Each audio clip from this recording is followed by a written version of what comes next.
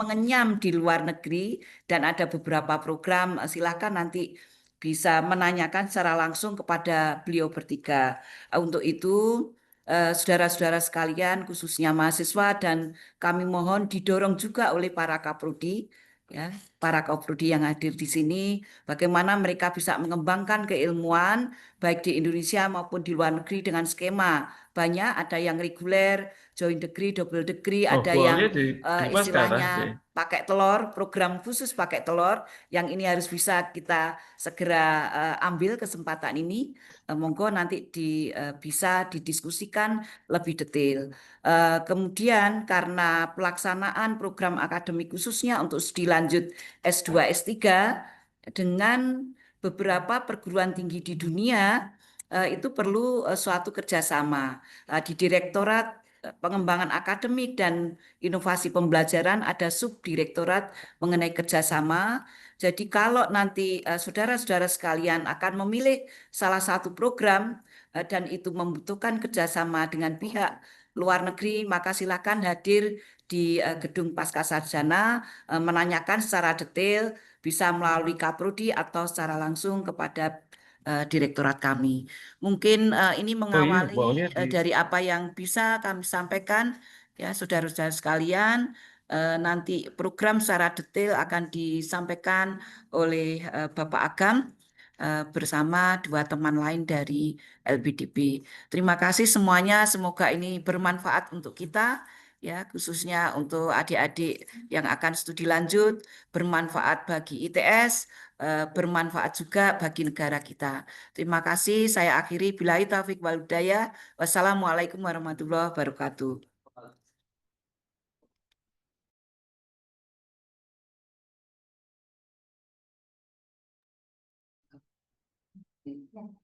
Ya, silakan bisa dilanjutkan. Ya, langsung kepada Bapak Agam terlebih dahulu. Silakan Bapak. Terima kasih, Profesor Aulia. Assalamualaikum warahmatullahi wabarakatuh. Selamat sore, salam sejahtera kita semua.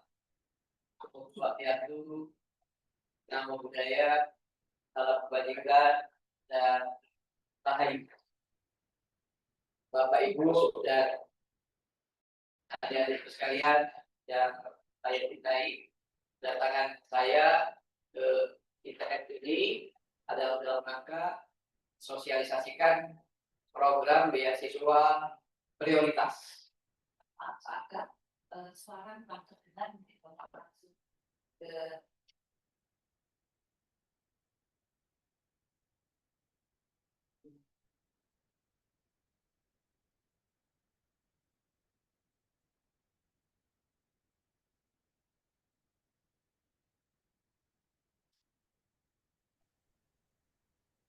Baik, Bapak Ibu, adik-adik sekalian, kedatangan saya di Universitas ITS ini ya, Institut Teknologi 10 November Surabaya ini adalah untuk mensosialisasikan program beasiswa prioritas. Mengapa disebut dengan beasiswa prioritas? Karena ini terkait dengan bidang-bidang ilmu prioritas bangsa, yaitu bidang-bidang ilmu STEM, Science, Technology, Engineering, and Math, yang saat ini sangat dibutuhkan oleh bangsa Indonesia dalam rangka mendukung program hilirisasi atau downstreaming. Nah, ada bidang-bidang ilmu seperti yang tertera di layar, yaitu bidang ilmu metalurgi. Kemudian juga bidang ilmu STEM lainnya, dan ada 3 kampus yang ingin kami sosialisasikan secara khusus dalam beasiswa prioritas ini, yaitu Northeastern University di Zhejiang, Tiongkok. Nah, ini agak ke pinggir ya. Kemudian juga ada University of Science and Technology Beijing, ini di pusat kota Cina. Kemudian ada kampus-kampus terbaik di Prancis, dan juga ada di University College Dublin di Irlandia. Nah, program beasiswa prioritas ini spesial, ya. Mengapa dikatakan spesial? Karena ada yang reguler. Nah, beasiswa reguler itu sebagaimana Bapak dan Ibu, saudara-saudari ketahui, itu biasanya pembukaannya itu setahun 2 kali, yaitu bulan Januari dan bulan Juni. Sebentar lagi LPDP akan melakukan pembukaan untuk gelombang kedua tahun 2025. Silakan Bapak dan Ibu, adik-adik sekalian mendaftar untuk mengikuti seleksi beasiswa LPDP yang reguler, yang biasa. Kemudian beasiswa reguler itu biasanya all subject, semua ilmu. Silakan Bapak dan Ibu, adik-adik boleh pilih. Untuk jenjang S2 dan S3. Kemudian kami LPDP beasiswanya itu mulai dari baru, tidak yang ongoing, ya. Jadi yang sudah kuliah itu tidak bisa mendapat dukungan LPDP. Jadi yang mulai dari baru sama sekali. Nah, kalau untuk yang spesial ini jadwalnya dia bisa khusus. Tidak harus di Januari dan Juni, tapi ada jadwal khusus yang nanti saya akan presentasikan. Baik, lanjut.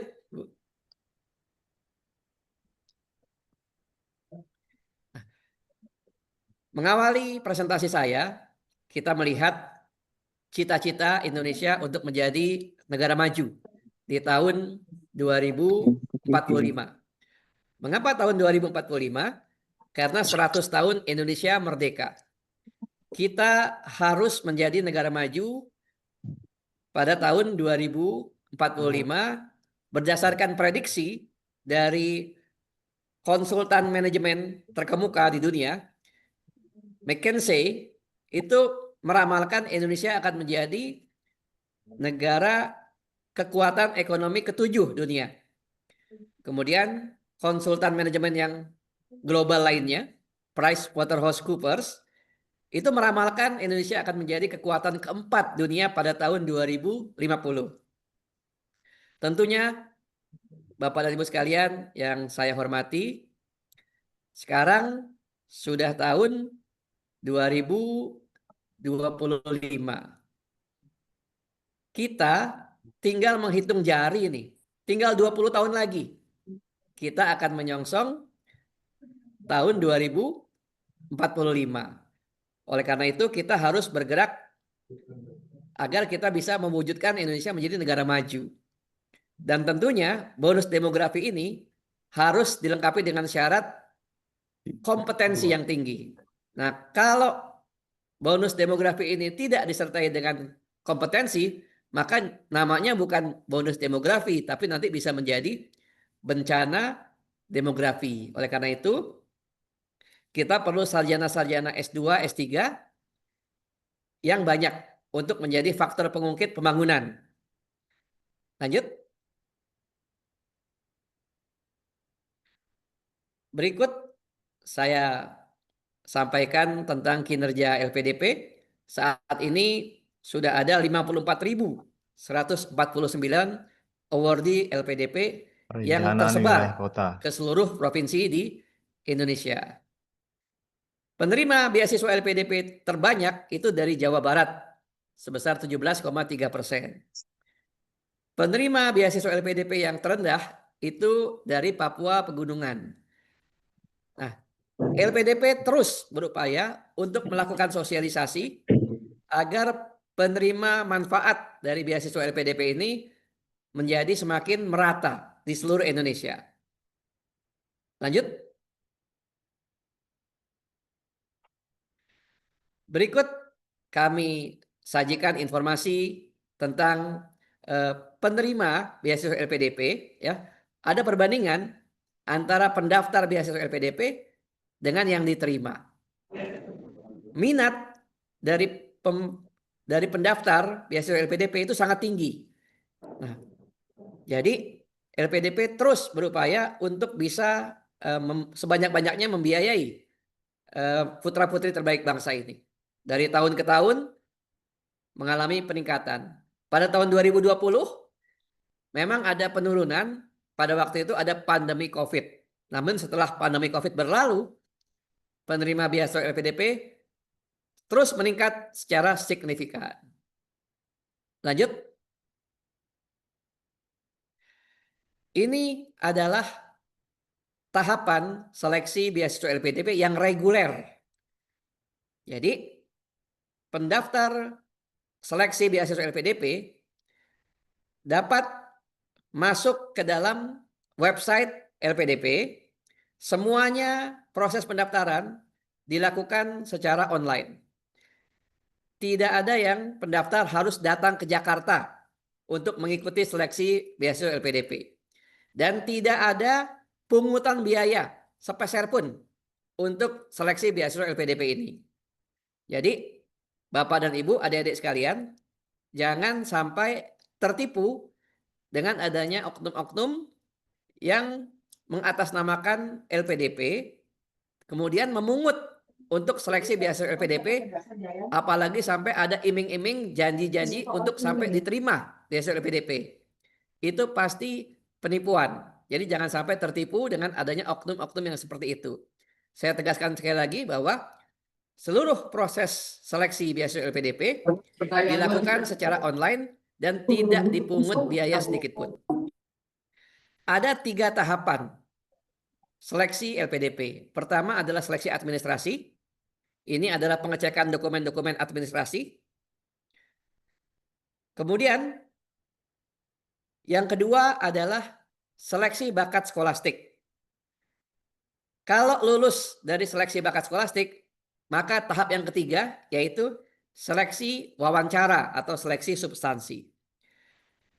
Bapak dan Ibu, adik-adikku sekalian, ada 2 metode ketika mendaftar beasiswa LPDP. Yang pertama, belum mempunyai LOA atau Letter of Acceptance atau surat penerimaan dari perguruan tinggi.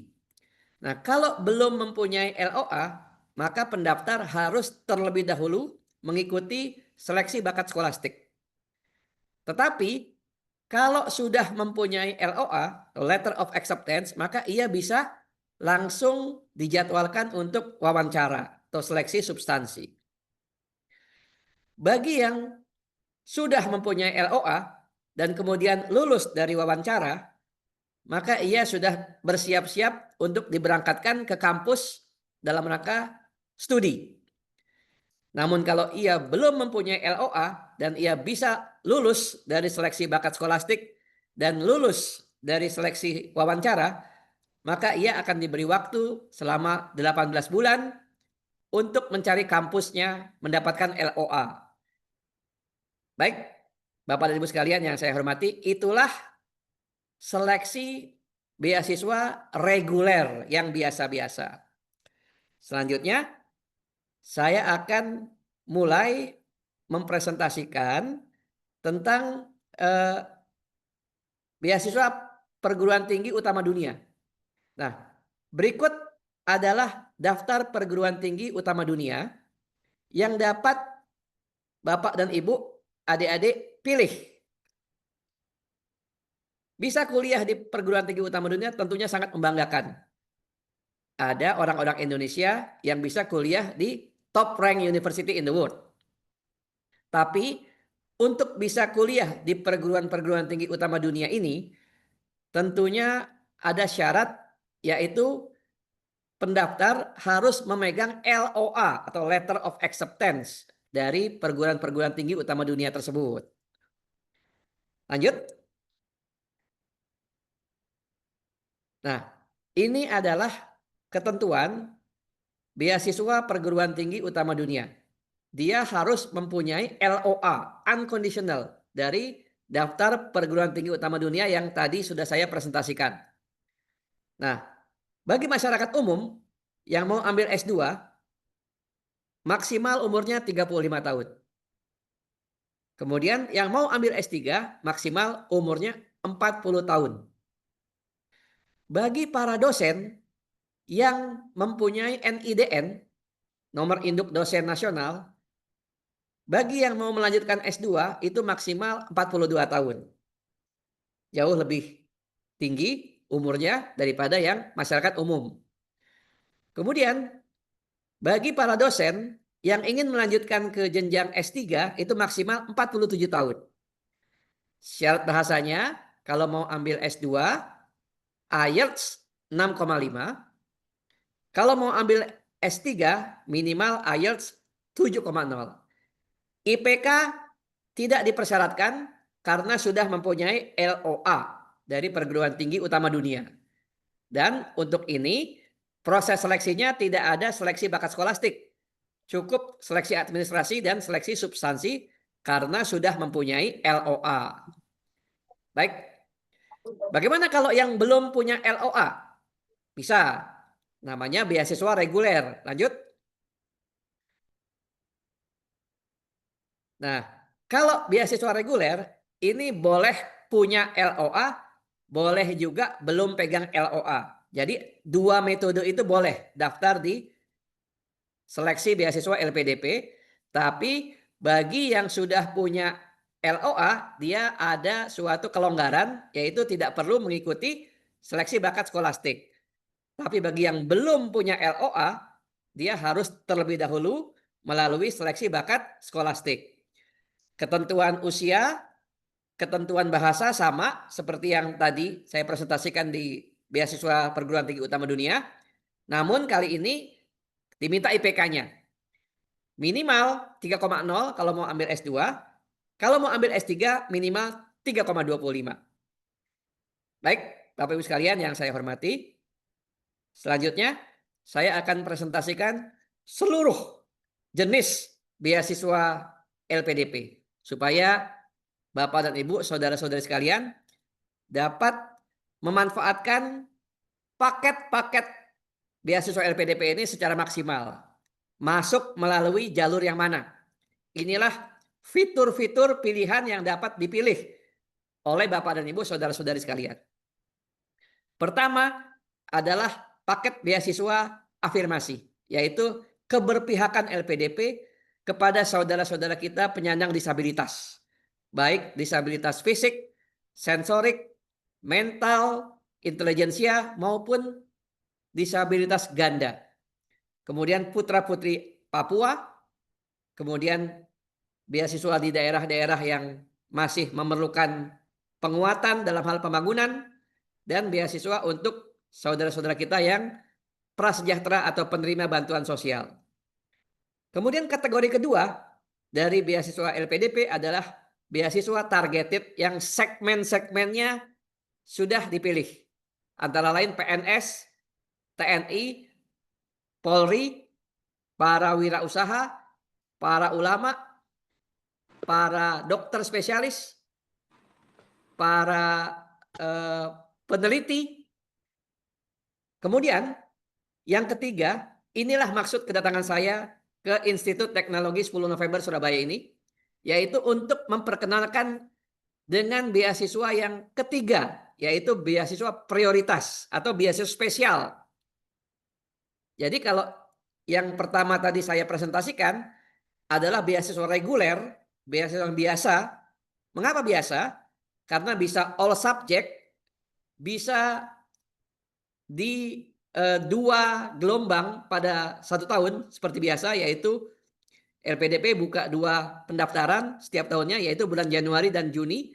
Tapi kalau biasa prioritas ini itu ada jadwal khusus dan bidang ilmunya itu bidang-bidang ilmu yang prioritas bangsa ini, yaitu bidang-bidang ilmu yang mendukung program hilirisasi, program yang memberikan nilai tambah kepada bahan baku, bahan mentah, sumber daya alam kita yang banyak yang mentah diolah, diproses lebih lanjut untuk diberikan nilai tambah. Itulah namanya program hilirisasi, dan kita perlu banyak sarjana S2, S3 di bidang STEM atau Science, Technology, Engineering, and Math. dalam kesempatan hari ini, saya secara khusus memberikan sosialisasi pada 4 perguruan tinggi, yaitu Northeastern University di Zhejiang, Tiongkok untuk bidang ilmu metalurgi. Kemudian University of Science and Technology Beijing untuk bidang ilmu metalurgi juga. Kemudian ada kami bekerja sama dengan Embassy Prancis, ya kedutaan besar Prancis. Ini untuk program master dan doktor, tapi hari ini mungkin saya akan lebih banyak mengenai program doktor untuk kuliah di Prancis, di kampus-kampus terbaik di Prancis. Nah, kampus-kampus terbaik di Prancis ini, Bapak, Ibu, Saudara-saudari tidak usah khawatir, wah saya nggak bisa bahasa Prancis. Kami LPDP bekerja sama dengan Prancis bahwa kampus-kampus terbaik di Prancis ini akan menyelenggarakan pendidikan di kelas in English, dalam bahasa Inggris. Kemudian yang keempat adalah program University College Dublin di Irlandia untuk program master. Baik, saya akan uraikan secara lebih mendetail masing-masing. Pertama diawali dengan Northeastern University, Zhejiang. Lanjut. Nah, ini untuk selama 3 tahun studi program master, ya kerjasama antara LPDP, kemudian Kementerian Koordinator Infrastruktur, Northeastern University, dan Zhejiang Huayo Cobalt. Ini ada perusahaan. Nah, sasarannya itu untuk WNI. Namun program ini tidak dibuka untuk CPNS atau PNS atau TNI Polri. Jadi warga negara Indonesia kecuali CPNS, PNS, TNI Polri. Usia maksimalnya 35 tahun. Kemudian syarat bahasanya ini lebih rendah daripada beasiswa LPDP lainnya. IELTS-nya untuk S2 kalau beasiswa reguler itu kami minta 6,5. Kalau untuk Northeastern University ini cukup 6,0 dan juga bisa Duolingo. Kemudian syarat IPK minimal 3,0 untuk S2 ya. Program studinya itu metalurgi di Northeastern University. Dan yang istimewanya di sini kalau nanti sudah selesai kuliah itu akan ada kontrak kerja selama 2 tahun. Nah, ketentuan khususnya bagi yang mau mengambil S2 di Northeastern University ini diutamakan S1-nya lulusan prodi untuk program metalurgi, kimia, pengolahan mineral, teknik mesin, teknik elektro, geologi, dan bidang relevan yang lainnya. Istimewanya lagi, program ini S2 plus. Jadi tidak hanya kuliah 2 tahun, tapi ditambah 1 tahun internship atau magang di Cina. Jadi 2 tahun kuliah plus 1 tahun internship. Jadi lamanya secara keseluruhan adalah 3 tahun. Kemudian ketentuan pengabdian berkontribusi selama 2N atau 2 kali masa studi di Indonesia. Dan kemudian bersedia untuk bekerja pada industri Zhejiang yang berada di Indonesia selama 2 tahun setelah selesai studi. Jadi ada kontrak kerja selama 2 tahun. Lanjut. Nah, ini gambaran tentang perkuliahan di Northeastern University Cina ya, yang memang suasananya cukup sangat baik ya. Suasananya ini memang kampusnya agak di pinggir kota. Nah, tidak sama seperti yang di University of Science and Technology Beijing. Kalau ini yang kedua ya, saya langsung ya. Ini kerjasama kami dengan University of Science and Technology Beijing. Ini di pusat kota. Di pusat kota sama bidang ilmunya seperti yang sebelumnya, yaitu bidang ilmu metalurgi. Nah ini selama 3 tahun kerjasama antara LPDP, kemudian University of Science and Technology Beijing, dan suatu perusahaan PT Eternal Singhan Indonesia. kali ini terbuka untuk warga negara Indonesia, namun tidak untuk TNI Polri. Jadi ini bisa PNS, ya. Jadi warga negara Indonesia, masyarakat umum dan PNS, namun tidak dibuka untuk TNI Polri. Syaratnya untuk masyarakat umum maksimal 35 tahun. Nah, untuk PNS maksimal 37 tahun. Dan bagi PNS dengan fungsional medis, paramedis, peneliti, perekayasa, pendidik itu bisa sampai maksimal 42 tahun. Syarat bahasa juga lebih rendah daripada syarat beasiswa reguler. Kalau beasiswa reguler LPDP itu 6,5 IELTS. Kalau di kerjasama dengan University of Science and Technology Beijing ini cukup 6,0 dan ada Duolingo diperkenalkan. Kemudian IPK minimal 3,0. Program studinya metalurgi engineering. Kemudian ada diutamakan bagi lulusan S1 prodi program metalurgi, kimia, pengolahan mineral, teknik mesin, teknik elektro, geologi, dan lainnya. Masa studinya 3 tahun. Jadi pada umumnya kan master kan 2 tahun. Tapi ini 2 tahun plus 1 tahun magang. Ya. Kemudian berkontribusi selama 2N di Indonesia. Dan mendapatkan kesempatan untuk dapat bekerja pada industri terkait di Eternal Singhan Indonesia setelah selesai studi. Lanjut. Nah ini foto-foto dari mahasiswa kita yang sudah di batch 1 University of Science and Technology Beijing. Lanjut. Berikut saya informasikan tentang hak-hak dari penerima beasiswa yang kuliah di University of Science and Technology Beijing dan Northeastern University Zhejiang.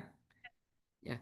Jadi ada 2 komponen yang menjadi hak mahasiswa, yaitu dana pendidikan dan dana pendukung. Saya akan uraikan tentang yang dana pendidikan. Pertama ada biaya kuliah. Kemudian ada tunjangan buku. Kemudian ada dana bantuan penelitian tesis.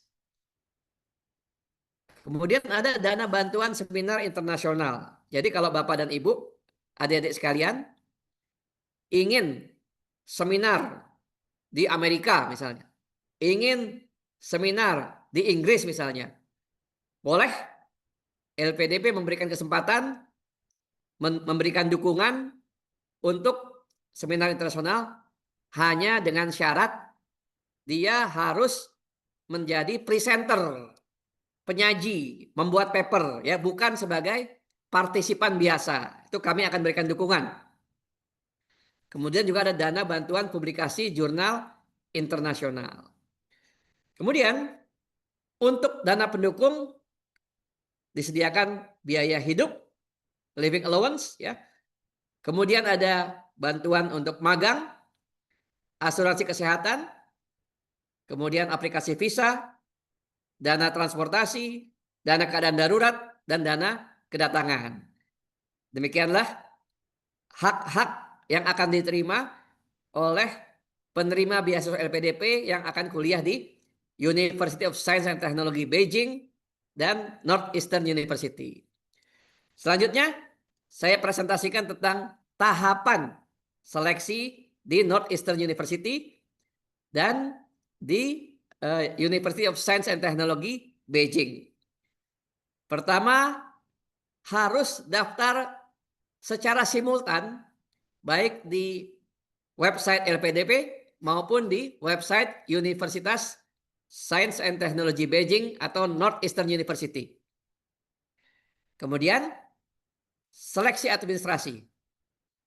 Nah, kemudian setelah seleksi administrasi langsung seleksi wawancara.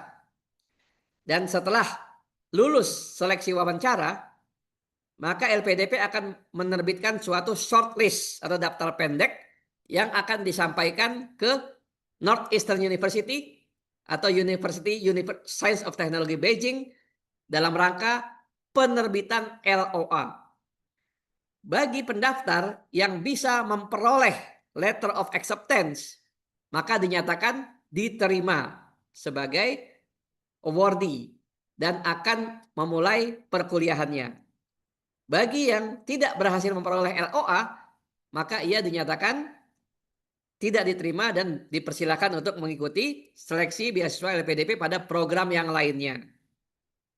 Demikianlah untuk Northeastern University dan University of Science and Technology Beijing. Selanjutnya saya akan menyampaikan tentang jadwal. Nah, ini yang saya sampaikan informasi ya. Berikut adalah jadwal dari program-program Northeastern University and University of Science and Technology Beijing.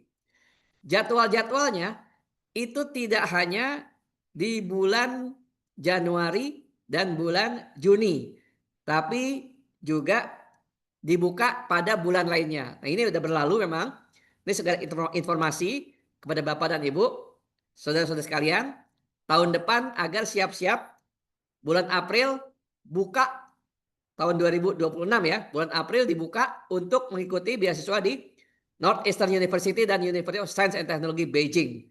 Ini ada penekanan karena ini beasiswa prioritas, beasiswa spesial yang tidak hanya dilakukan di bulan Januari dan bulan Juni, tapi juga ada di bulan April.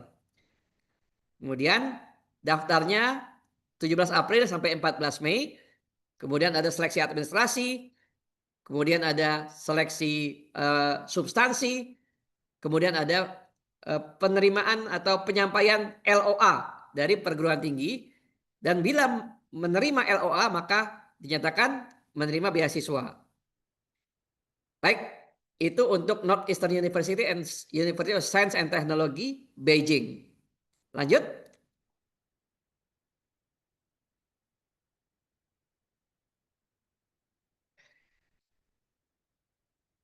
Nah, Bapak, Ibu, dan adik-adik sekalian yang saya hormati, selanjutnya saya akan menyampaikan informasi tentang kuliah S3 di Prancis.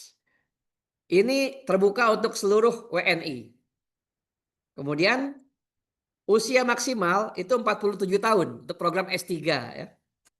Kemudian syarat bahasa IELTS 6,0, lebih rendah dari ketentuan LPDP untuk beasiswa S3. Biasanya kalau LPDP beasiswa S3 itu 7,0. Tapi ini 6,0 bisa. Kemudian IPK minimal 3,0. Maksimal 4 tahun untuk masa studinya. Bidang-bidang ilmu untuk program doktoral ini antara lain adalah matematika, fisik, kimia, ilmu-ilmu alam, ekologi, ilmu-ilmu kelautan, informasi dan komunikasi, dan iptek. Pendaftar dapat memilih 3 bidang studi pada saat mendaftar di aplikasi LPDP dan aplikasi IV. Lanjut. Nah, ini adalah perguruan-perguruan tinggi di Prancis, perguruan-perguruan tinggi yang terbaik di Prancis menyelenggarakan program S3. Ada 15 universitas tujuan studi dan ada 52 pilihan program studi. Jangan khawatir, Bapak Ibu, adik-adik sekalian, bahwa pengantar perkuliahan itu dalam bahasa Inggris. Jadi bahasa Prancis digunakan hanya untuk keperluan komunikasi sehari-hari. Tapi kalau dalam kelas, kuliah, presentasi, tugas-tugas semuanya dalam bahasa Inggris. Lanjut. Berikut adalah komponen pembiayaan yang dapat diterima oleh mahasiswa doktoral di Prancis. Ada dana pendidikan dan ada dana pendukung. Dana pendidikan seperti yang saya sudah sebutkan sebelumnya. Nah, untuk dana pendukung bagi mahasiswa doktoral disediakan dana tunjangan keluarga selain dana-dana yang tadi sudah saya sebutkan. Jadi memang ini program doktoral ada dana untuk tunjangan keluarga. Lanjut. Nah, berikut adalah jadwal bagi mahasiswa yang ingin mengikuti kuliah S3. Jadi spesial karena biasanya jadwal itu bulan Januari dan bulan Juni, tapi ini bulan Mei ada. Nah, siap-siap Bapak dan Ibu, tahun depan di bulan Mei kalau ingin kuliah S3 di Prancis, jadi tidak harus menunggu jadwal reguler Januari dan Juni, tapi di bulan Mei juga sudah ada. Nah, ini ada administrasi, ada substansi, dan ada kemudian penerbitan LOA dari Prancis. Lanjut. Nah, berikut akan saya presentasikan proses seleksi di Prancis.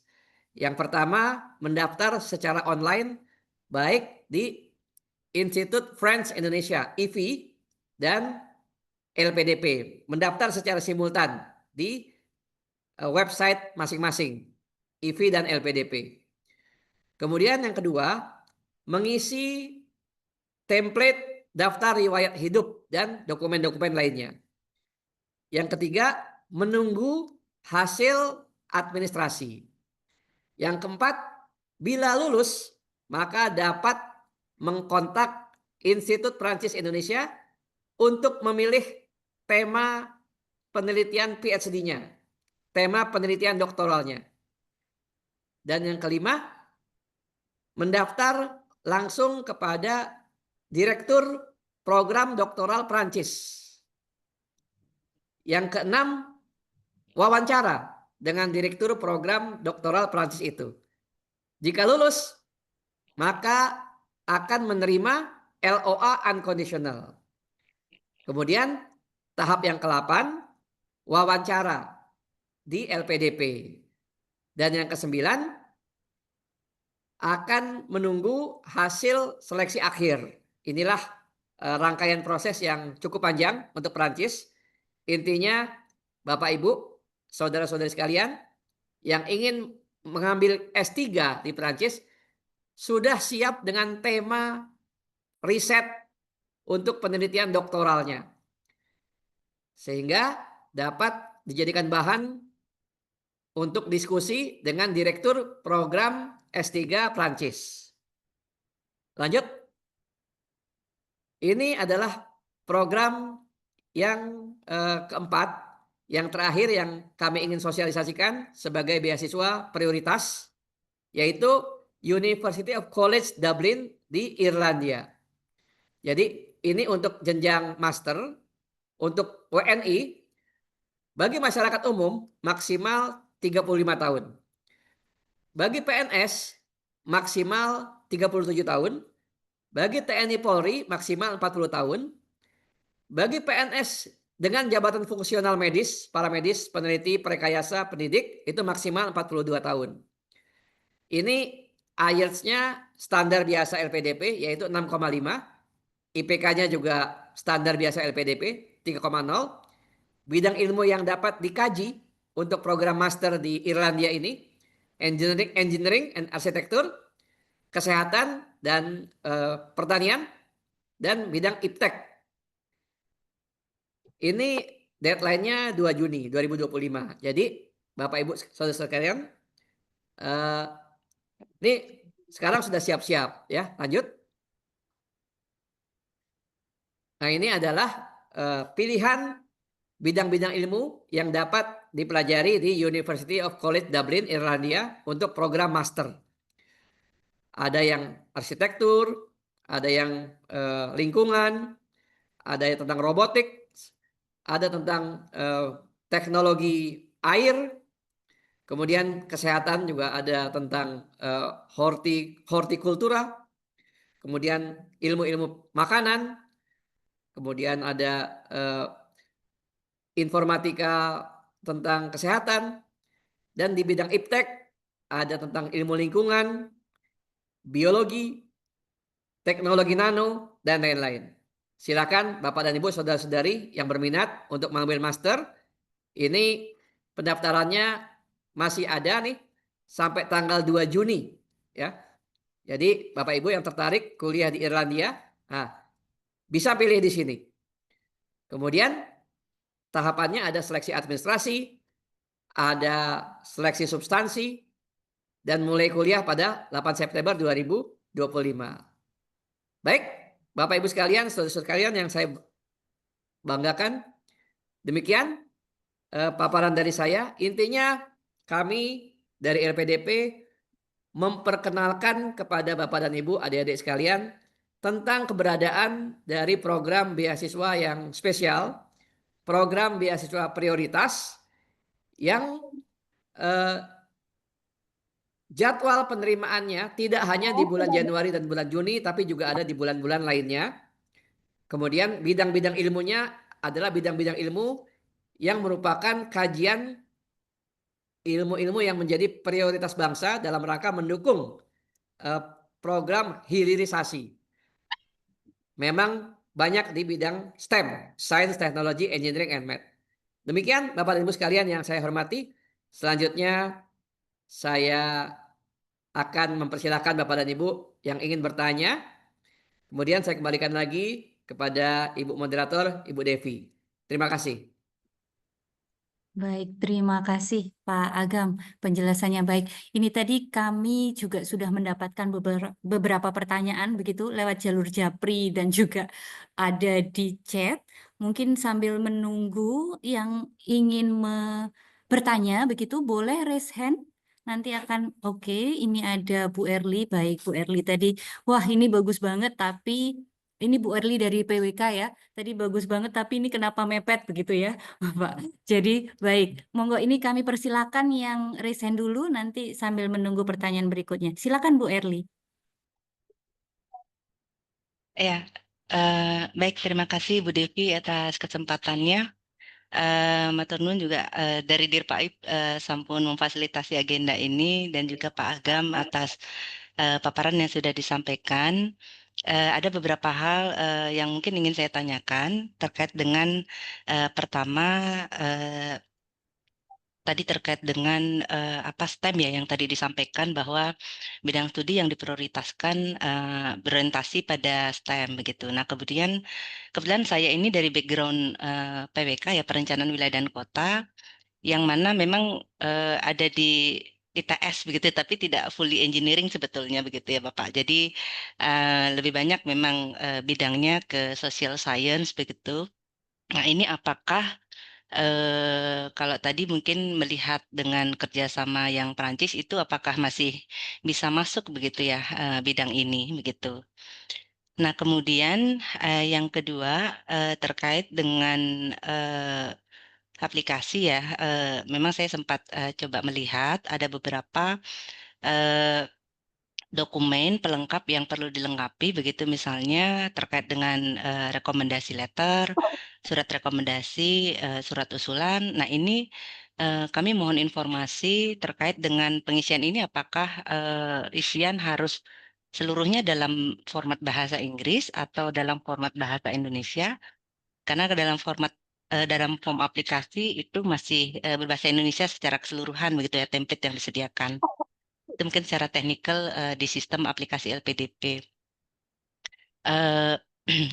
Nah, lalu kemudian tadi kalau terkait dengan proses begitu Bapak yang jelaskan proses yang kerjasama Perancis ini, bagaimana ketika lolos administrasi kemudian akan ada sesi interview begitu dengan direkturnya begitu ya Pak ya. Yang ingin saya tanyakan, nah ini kira-kira seperti apa ya Pak ya? Apakah memang sudah ada fokus-fokus tertentu begitu? Dan ini juga menyambung sama pertanyaan saya terkait kuota begitu ya. Apakah sudah ada berapa kuota yang akan dicari begitu dalam penerimaan, terutama yang jalur kerjasama dengan Prancis ini, gitu. Ya itu sih yang mungkin 3 pertanyaan ya yang dapat saya sampaikan. Terima kasih banyak. Baik, terima kasih Bu Erli. Ya, untuk pertanyaan ini mungkin bisa langsung dijawab, akan dijawab oleh Pak Awal dan juga di sini ada Pak Awal dan Pak Fazlur. Maaf Pak, ini ya dari LPDP juga yang akan menjelaskan secara teknis beberapa pertanyaan Bu Erli. Dan juga ini mungkin bisa saya tambahkan. Ada pertanyaan Pak sekalian begitu. Ini tentang sertifikat TOEFL begitu. Nah, ini ada sertifikat TOEFL apakah harus fisik? Apakah boleh karena ini baru selesai IBT, belum ada sertifikat fisiknya. Jika dari website apakah diperbolehkan? Mungkin tambahan pertanyaan. Silakan Pak. Progress. Ya, terima kasih ya Mbak Erli. Jadi untuk pertanyaan pertama tadi, izin saya bantu jawab karena kebetulan sangat teknis banget. Jadi untuk PhD France sendiri ini sebenarnya sudah ditentukan research areanya. Jadi ada kalau sudah bikin akun pendaftaran untuk program ini saat mendaftar nanti, Mbak Erli akan diminta untuk memilih research areanya di sebelah mana. Walaupun Mbak Erli dari MPWK itu apakah research areanya untuk S3 ini masuk nggak di target program LPDP France ini.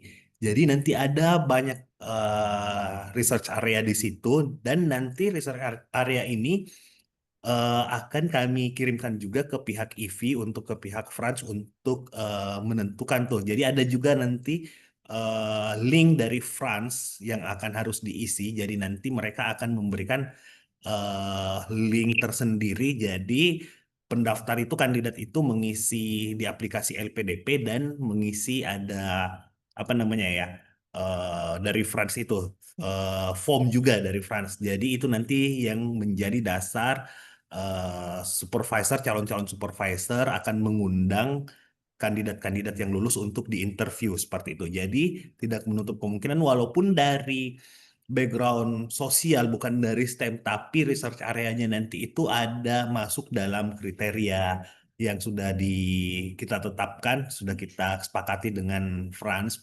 itu tetap bisa daftar untuk program ini, Mbak Erli. Jadi seperti itu. Terus yang kedua itu tadi terkait boleh diulang nggak yang kedua tadi karena agak ini tadi ya putus-putus jaringannya. Oh, formnya itu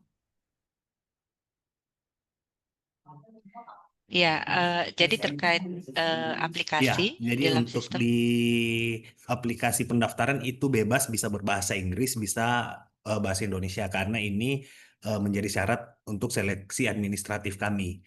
Jadi surat rekomendasinya baik bahasa Inggris dan bahasa Indonesia bisa. Untuk esainya juga bisa dalam berbahasa Inggris, bisa dalam berbahasa Indonesia.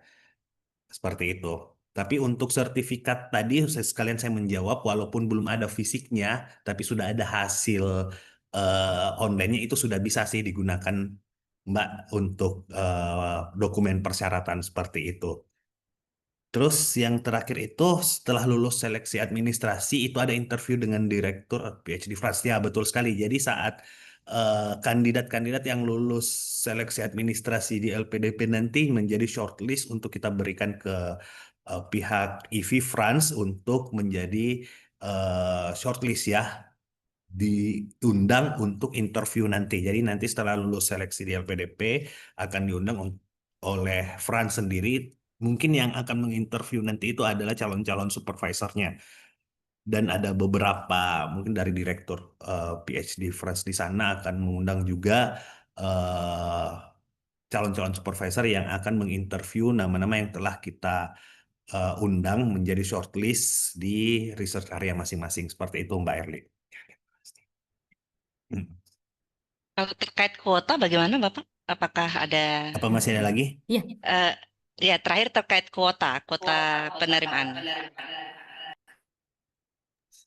Untuk kuota sendiri sebenarnya ini masih konfidensial antara kami dan Franz. Jadi namanya program prioritas pasti ini menjadi prioritas juga karena nggak mungkin kami membuka program jika apa ya pihak Franz ini sama LPDP ini tidak apa ya namanya tidak tidak seksi begitu programnya. Jadi program LPDP dan Franz ini karena kebetulan government to government, jadi kuotanya boleh saya spill ya cukup banyak. Tapi yang menjadi catatan penting sebenarnya, yang menjadi saingan kandidat saat mendaftar program prioritas ini adalah pendaftar yang sesuai dengan background ataupun programnya sendiri. Jadi berbeda dengan saat seleksi reguler, saingannya seluruh pendaftar yang ikut bikin akun pendaftaran di LPDP. Tapi kalau untuk program prioritas ini, ya untuk saingannya sendiri bisa dibilang lebih mudah karena yang menjadi saingannya itu saja kandidat yang mendaftar pada program itu saja. Seperti itu. Baik, terima kasih Bapak atas penjelasannya. Baik, terima kasih Bapak. Baik, ini ada pertanyaan berikutnya. Terima kasih Bu Erli. Pertanyaan berikutnya di chat terlebih dahulu saya bacakan. Ini mau raise hand tetapi tidak bisa. Pertanyaannya dari Bapak Muhammad Yazid. Pertanyaan saya, misalnya saya daftar beasiswa LPDP reguler untuk S3 tanpa LOA, kalau misalnya lolos dan lanjut mencari LOA, apa bisa mencari LOA baik dari dalam maupun luar negeri, atau kalau daftar untuk S3 ke luar negeri, maka tidak boleh digunakan untuk kuliah di universitas dalam negeri? Monggo Bapak.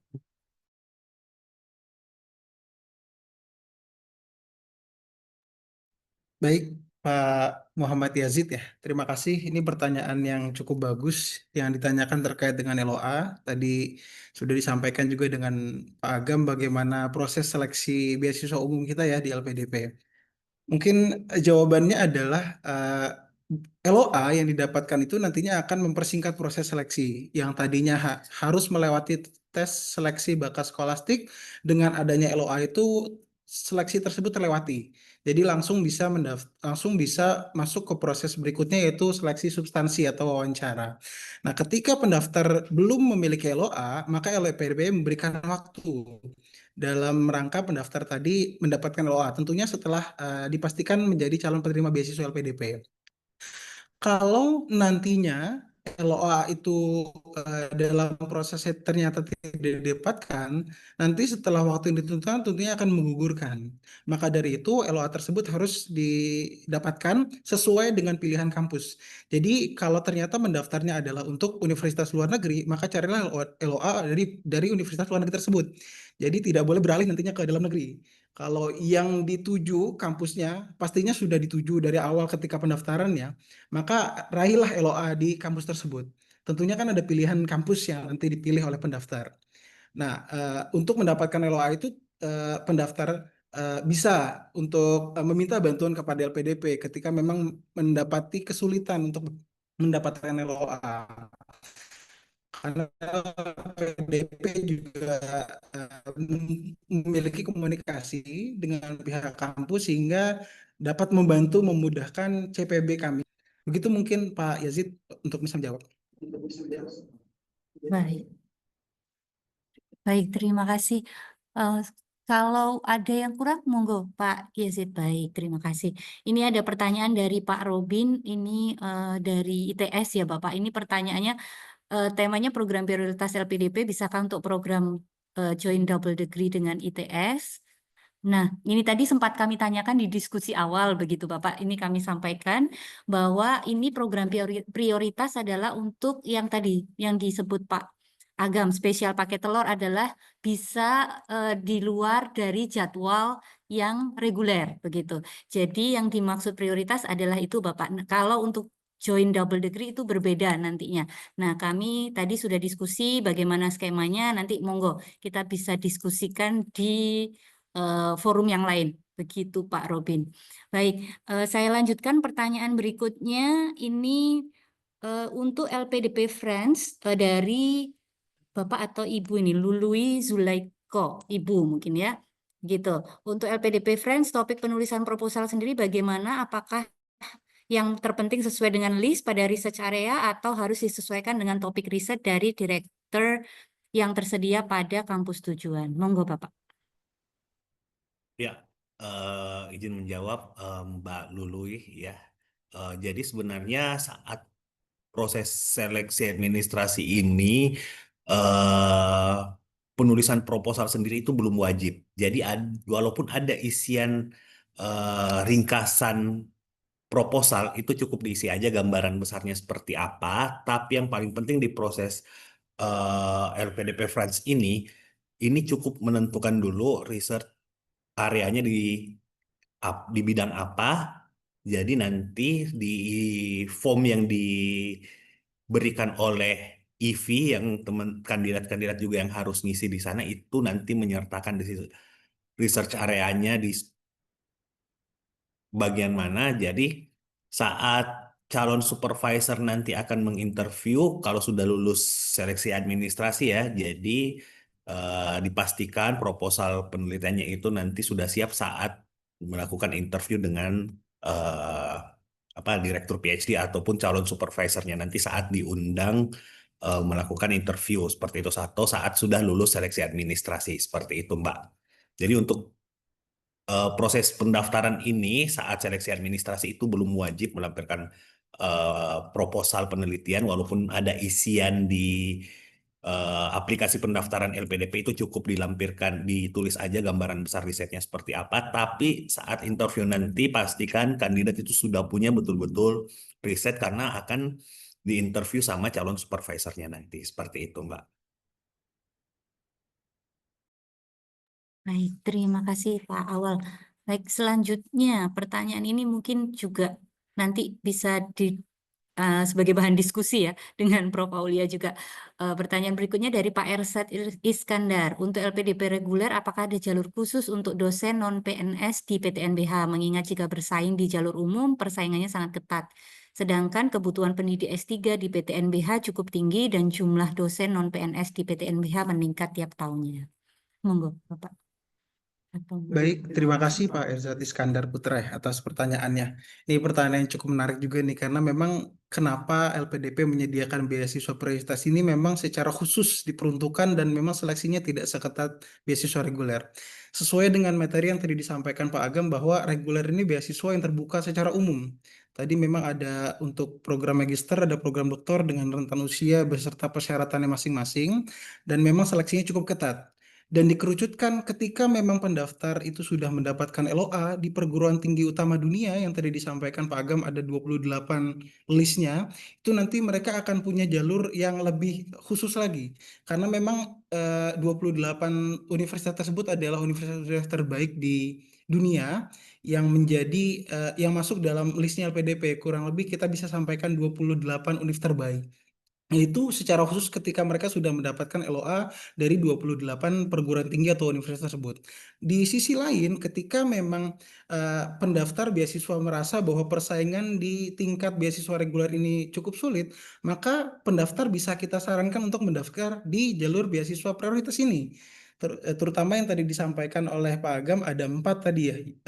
Ada Northeastern University, lalu ada UTSB, USTB, lalu ada Irlandia dan France tadi. Ini merupakan jalur khusus, jalur prioritas yang mana seleksinya pun nanti persaingannya hanya pada mereka yang mendaftar di program ini. Jadi tidak seketat atau tidak sebanyak pendaftar yang ada di jalur reguler. Maka dari itu LPDP menyediakan beasiswa prioritas ini yang memang diperuntukkan bagi mereka yang berminat untuk kuliah di negara-negara yang bekerja sama dengan LPDP.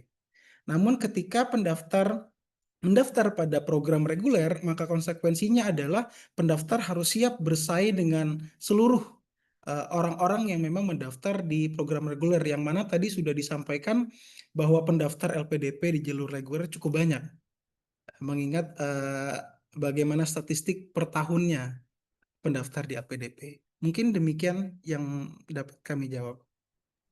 Terima kasih Pak. Jadi ada beasiswa unggulan utama dunia, lalu jika belum nanti bisa ke prioritas ini sebelum ke reguler yang kolamnya lebih besar begitu ya Pak ya. Jadi monggo dicoba Bapak Ibu. Baik, pertanyaan selanjutnya tentang teknis ini Bapak.